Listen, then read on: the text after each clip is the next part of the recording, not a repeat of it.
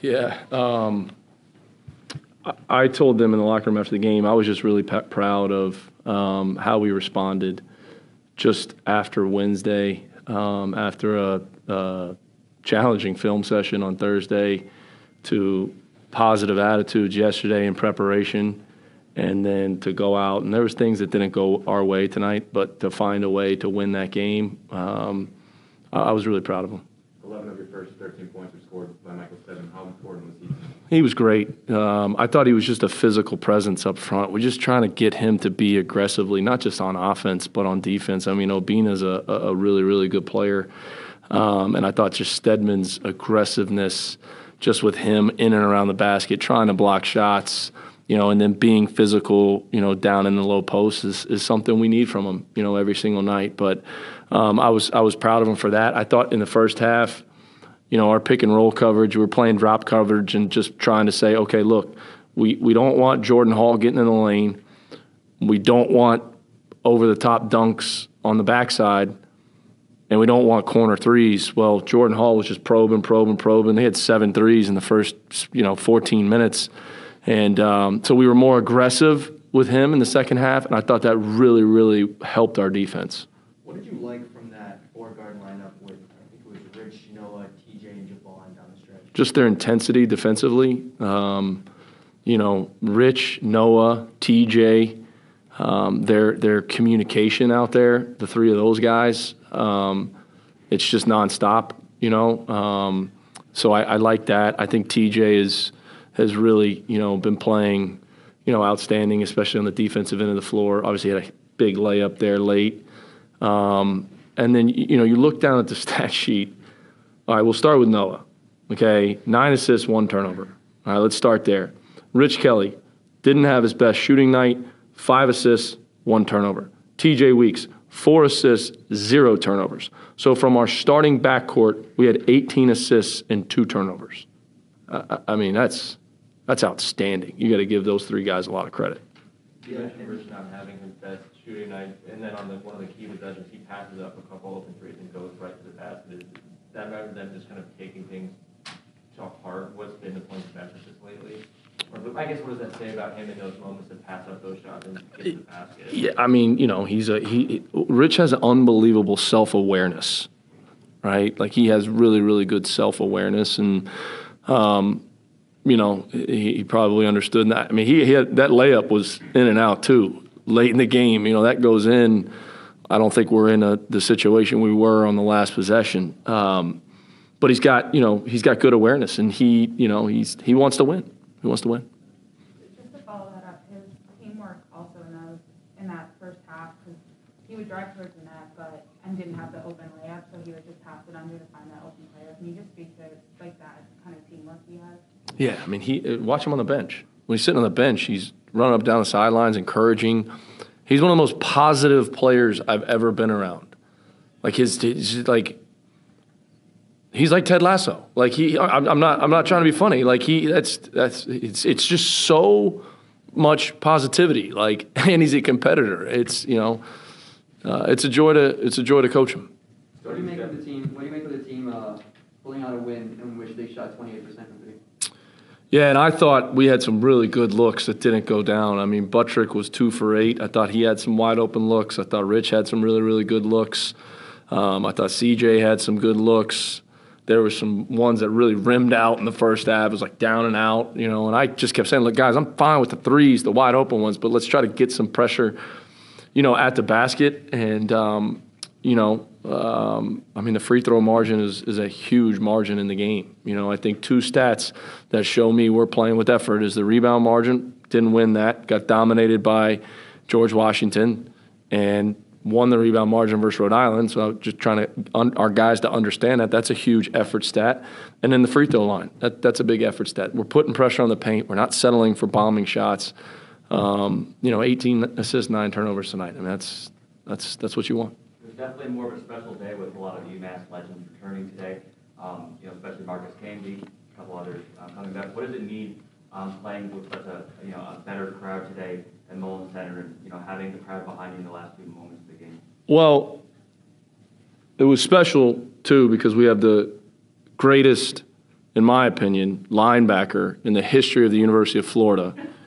In this room right now, people may think Brandon Spikes, who played for the Patriots, or Javon Curse also had a great career, but Wayne McCall's career at Florida was terrific too. So big number 38, had a big pass breakup against Florida State back in 1967.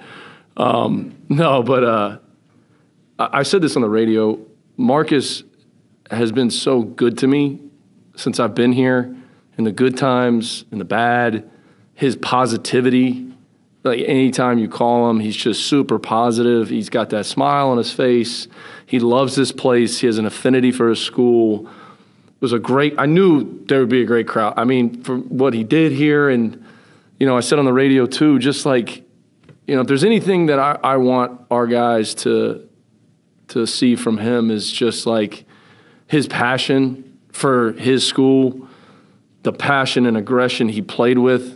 All those guys, right? All those guys from the 90s, even Ricky Harris, like those guys are just passionate about UMass, but it was awesome. I saw a bunch of former guys sitting behind our bench, and smiling and cheering and celebrating. So it's a special day, it's great. The women, obviously they're on a roll right now. Big win last night, big game tomorrow. So let's make sure we get a crowd for them too, because Coach Verdi and his girls what a remarkable season they're having. I know I talked about it with you earlier in the week, just about TJ and CJ, putting them out there in the four-guard lineup when there isn't another big man out there. How comfortable can you feel when one of them two, or both of them, are out there, just in terms of rebounding and kind of holding their own, not even if it's right around the rim, but near the rim and just down low? Yeah, I mean, I'm 100% comfortable. A TJ, I think he had a big block again today. Huge. He's physical down in there. His rebounding, he only took 1 3 today. We got to look at trying to get him some more open looks. But defensively today, man, he was outstanding. And CJ continues to do a good job on the glass. So I'm fully comfortable playing four guards. Greg got a little dinged up there in practice yesterday on his hand, and then took another shot in the game. So we'll hopefully he'll be okay. But yeah, I'm fully comfortable playing those guys. Going back to Stedman, did you feel coming into this game that this might be a game that he can kind of succeed against St. Joe's? Yeah, I thought he had a really good practice yesterday. I thought he was outstanding. I thought in the second half he did some positive things versus GW. And, Trent at the 5 defensively in this game, I was concerned about them just posting Obina and going right at Trent, and Trent getting into early foul trouble. So I just figured we'd start a little bit bigger. I mean, Taylor Funk and Trent Buttrick are a lot alike, and similar. So I knew that's a good matchup for him defensively. But loved how Steady responded. He's asking for a sub in the first half, and then he shoots an air ball. And I said, well, if you're that tired, let's not shoot that shot, okay? Let's try to get something a little better there, bud. He's like, I got you, Coach. In terms of people asking for a sub, it seems really emblematic of Greg Jones to hurt his wrist, play a whole defensive possession, and then grab the rebound. I don't know if his wrist or something on his arm. Hand, yeah. Was that just Greg to say to you? Yeah, I mean, this is talking, his energy, his effort. Noah was mad at me because I made the ref call a timeout. Noah threw it up to CJ and thought CJ may have had a layup. Noah looked at me and said, what are you doing? I was like, well, Greg's hurt. But, yeah, the fact that he kept playing and got a rebound, and, yeah, I mean, Greg's a warrior. He's a warrior. What made the team go from 9 turnovers in the first half to 0 in the second? We had 0 in the first. I think you got that wrong. We had 0 in the first. Yeah, we had 9 in the second. Thought we were playing a little bit fast there on the break. We had a couple. First play of the second half. I'm always a guy that, coming out of the locker room, I don't want to just run a single pick and roll or a single pin down. I like to get a lot of movement to kind of get everybody back into the game. And, Noah and Steady kind of got caught up there and turned it over. I thought we had some on the break that weren't great, that we needed to be better there. But I still think we tried to play offensively the right way. Thanks, Coach. All right, guys. My biggest focus is just being aggressive. Jake Kurtz was emphasizing that the whole week. I was working out with him all week, so just being aggressive and attacking, and not putting my will on the game, not just letting it come to me. So How do you make sure to try to do that more consistently? Because you have had games where in the Fairfield game, I think you scored 20, but just putting that kind of performance and production in on a consistent basis. I think a lot of it has to do with like confidence and just like a mindset more than just ability. Like I could obviously put the ball in the basket when I have my mind right, so I just gotta keep working and stay confident throughout the rest of the season. No, what was like that last kind of minute for you guys drawing the foul, getting to the line, and then just going wire to wire towards the end and pulling out a win like that? I felt like the team, we were just really locked in on getting this win.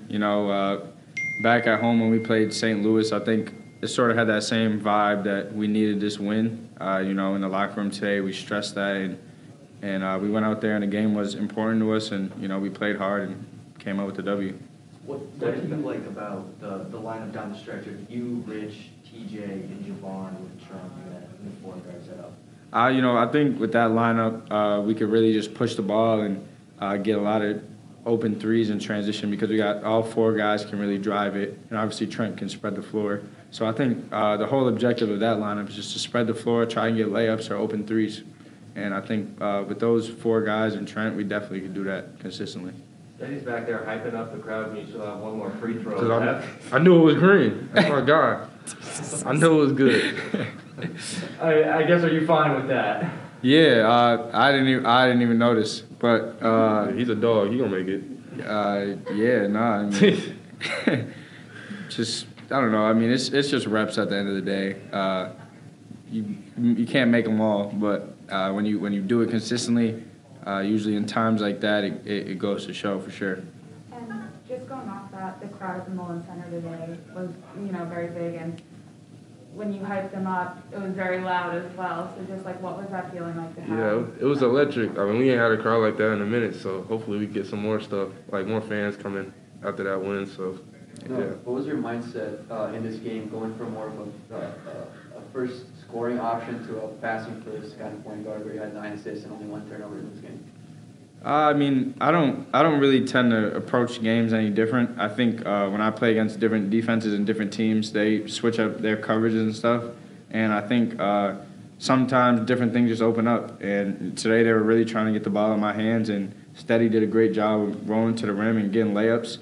Trent did a great job of popping, to a good distance to get a good open shot. And I don't know, it definitely helps with the guys around me.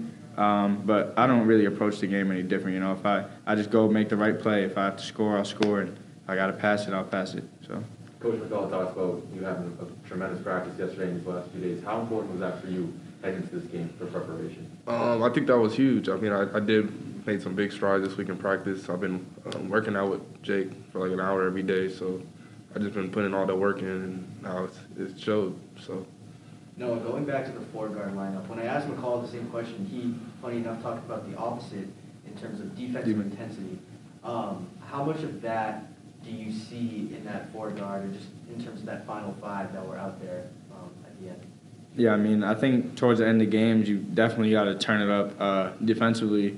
And in the timeouts, it was really us 4 that were sort of emphasizing that. So I feel like it just panned out that way because we were so locked in on the defensive end. I think when you have 4 guys that are on a string like that, and you have Trent that's out there talking, he was working his butt off the whole game against Funk. Yeah, that was big. Yeah, so I just think, when you have guys that can communicate effectively like that on the court and, are really together, I think, that group can go really far. And, I just think when you mix in Steady in there and then you mix G and you got CJ still on the bench, you know what I'm saying? And I don't know, I just think we have a really deep team, and I think as the season goes on, towards the end of the season, it's gonna really start to show.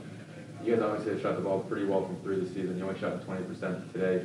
How much of a shift was it kind of focusing on points in the paint and maybe moving forward? How important is that for you guys? I think scoring in the paint opens up a lot, like for threes and everything. So I think that's a big emphasis. We always emphasize that every game, but some games we don't score, like for some reason, at an efficient rate inside. But yeah, that's always a focus for us. It opens up the floor. We got a lot of good shooters on this team, so yeah. What kind of a defensive impact did Javon have late in the game? It was like there were blocks and steals. What kind of Phenomenal. He stole the ball from the big man with like 2 minutes left. He blocking shots, playing great defense. Denying like little stuff that doesn't go on the stat sheet, denying the wing. He got a few deflections. I think those were big, especially for me, because I think a couple of times I was down in the post with Jordan Hall, and he deflected a pass out. So, I don't know, he definitely stepped up today, and he always does that whenever we need him. So. All right, last one, guys. It feels as if these four guard rotations have kind of come more often since that URI game where you guys started the four guards. Has it been more gradually of you and the rest of the team getting more comfortable with those lineups, or do you think it's just kind of making that midseason adjustment that you just didn't know would be as successful as it is? I mean, at practice, we try to switch up the lineups. Two bigs. We try and go small, 4 guards, sometimes even five guards or smaller big. Just in case we have to do it in the game, we're prepared for it. So I just think towards the end of the season, we've seen that it's been effective for us, so we're probably going to ride it out. But if we got to switch up things, put two bigs back in, I mean, it's all based on matchups for the game, too. So, but that 4 guard lineup's really good. Awesome. Thanks, everyone. Hey, you guys.